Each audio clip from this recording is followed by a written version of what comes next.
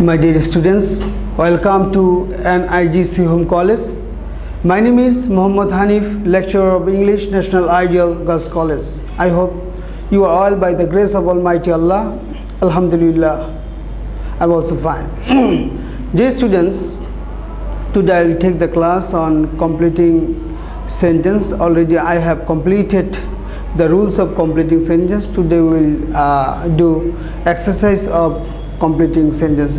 Okay, let us start the completing sentence. Today I have taken exercise from the board question, Cumula Board 2019. Today our topic is exercise of completing sentences. Exercise number 1, complete the sentence, Cumula Board 2019. So in this completing sentence has been given some exercise.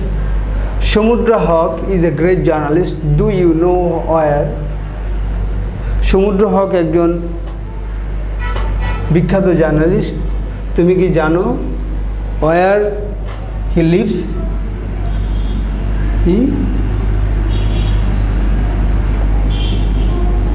সে কোথায় বাস করে তুমি কি জানো? যেহেতু এটা একটা question, do you know, সেজন্য এখানে আমার কোশ্চেন মার্ক দিতে হবে। 2 নম্বর দেখো, ইউনিটি ইজ পাওয়ার, একতাই শক্তি। আনলেস ইউ আর ইউনাইটেড, যদি তুমি একত্রিত না হও, যেহেতু আনলেস হলো if not, unless you are united you will not be successful. You will not be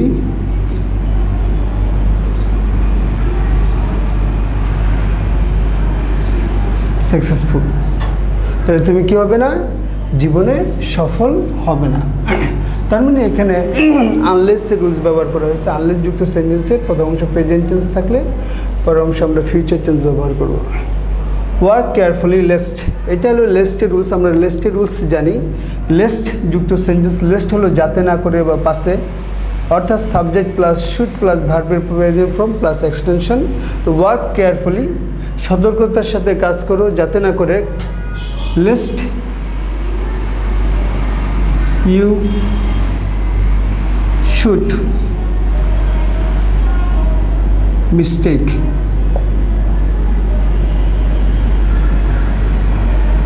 যাতে না করে তুমি ভুল করো, যাতে না করে তুমি ভুল করো। 2 নম্বর দেখো, Sabbir Khan is a quack, Sabbir Khan একজন হাতুড়ে ডাক্তার।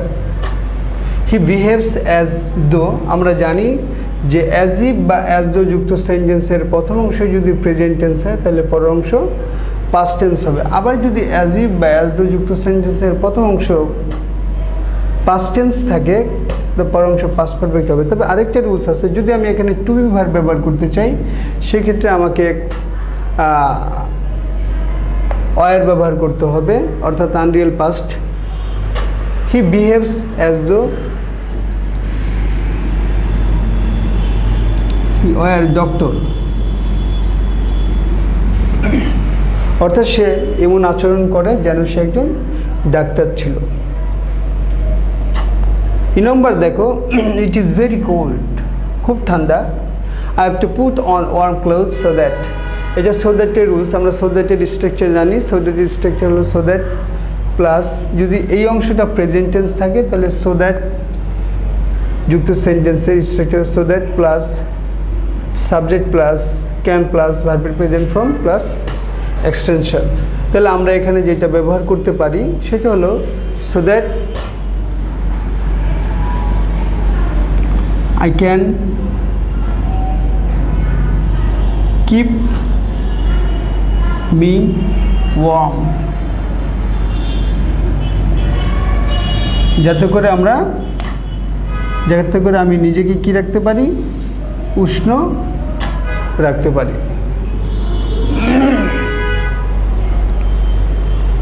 আবার দেখো F number, could you avoid, অর্থাৎ তুমি এড়িয়ে যেতে পারতে mistakes,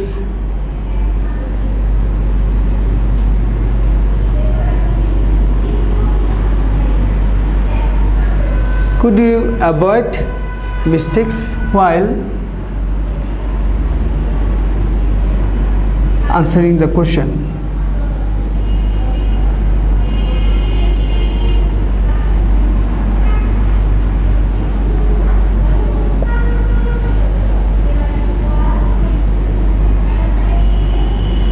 অর্থাৎ তুমি কি প্রশ্নের উত্তর দেওয়ার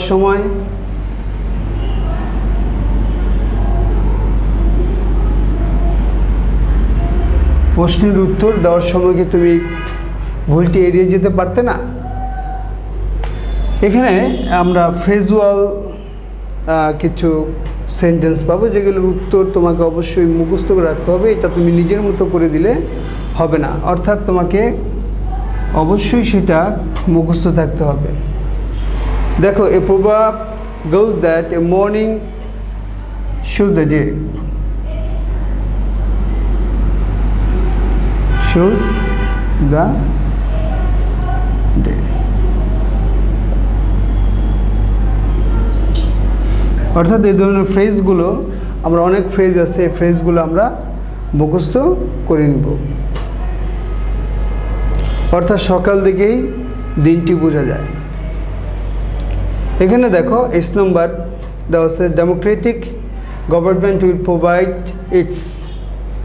তাহলে এখানে এমন একটা সেন্টেন্স ব্যবহার করতে হবে যেটা সেন্টেন্সটিকে কমপ্লিট করতে হবে।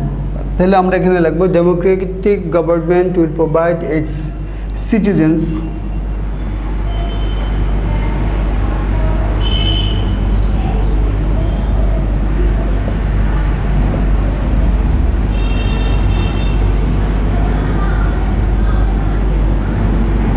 ফ্রিডম অফ এক্সপ্রেশন বা ফ্রিডম অফ স্পিচ।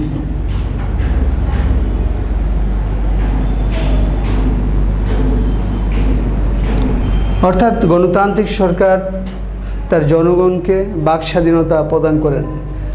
এখানে আমরা আই নম্বর দেখছি, let us play in the field. এখানে একটা কোশ্চেন মার্ক দেওয়া আছে। সাধারণত লেটার যুক্ত সেন্টেন্স এটা একটা ইম্পারেটিভ সেন্টেন্স হয়, কিন্তু এখানে কোশ্চেন মার্ক হয় না। তাহলে কি সেন্টেন্স বা কি শব্দ আমরা ব্যবহার করলে এখানে কোশ্চেন মার্ক ব্যবহার করতে পারবো? Let us play in the field shall we. আমরা সাধারণত এটাকে যদি আমরা ট্যাগ কোশ্চেন ব্যবহার করি, সেই ক্ষেত্রে এটা ট্যাগ কোশ্চেন ব্যবহার করলেই এখানে আমরা কোশ্চেন মার্ক ব্যবহার করতে পারবো। যে নম্বর দেখো, the bee is one of the biggest insects. মৌমাছি হয় অন্যতম একটি পরিশ্রমী পোকা। ইনসেক্ট মানে হলো পোকা। এখানে দেখো, তাহলে আমরা এখানে কি লিখব? We should follow the dash, we should follow the lifestyle of বিজ। উই শুড ফলো দ্য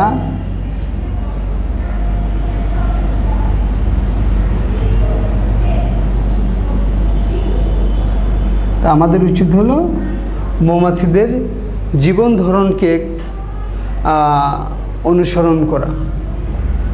তাহলে এখানে আমরা যে কমপ্লিটিং সেন্টেন্সগুলো করেছি, সেগুলো যে সিস্টেমে করেছি, সেটা হলো সর্বপ্রথম তোমাকে যে কমপ্লিটিং সেন্টেন্সের রুলসগুলো আছে, এই রুলসগুলোকে তোমাকে জানতে হবে, গ্রামাটিক্যাল আইটেম জানতে হবে। কিছু কিছু বিষয় আছে যেটা তোমাকে অর্থ বুঝে লিখতে হবে, এবং কিছু আছে তোমাকে ফ্রেজ ব্যবহার করতে হবে। অর্থাৎ এটা যে ফ্রেজ দেওয়া আছে সেগুলোই তোমার লিখতে হবে।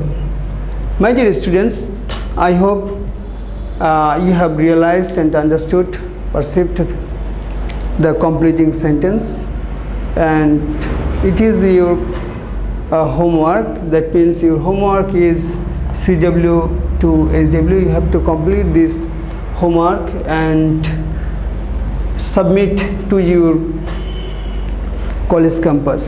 You can submit your homework every Saturday, and if you feel any problem, and you can ask me, you can inform me by my messenger ID. Already my messenger ID has been given here, and my mobile number also there, so you can inform me by this messenger and mobile number.